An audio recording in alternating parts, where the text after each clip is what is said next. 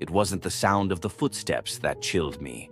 It was the fact that they were moving closer, but I was alone in the woods.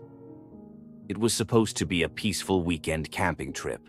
Just me, my dog, and the vast, quiet woods.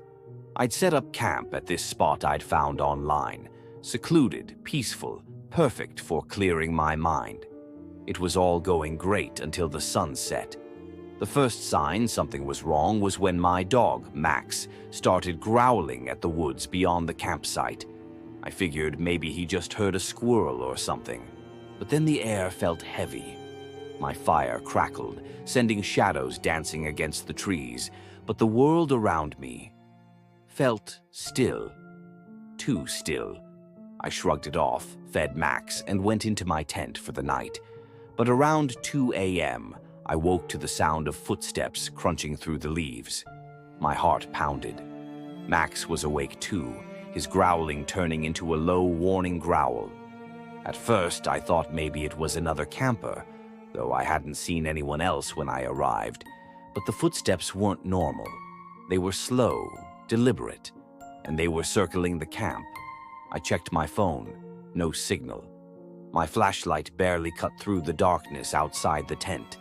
But the footsteps continued, moving closer to the tent. I couldn't breathe. The sound of them stopped right outside. Then I heard it. A voice so faint I could barely make out the words. It said my name. "Sarah, come out." I froze. There was no way anyone could know I was here, let alone know my name.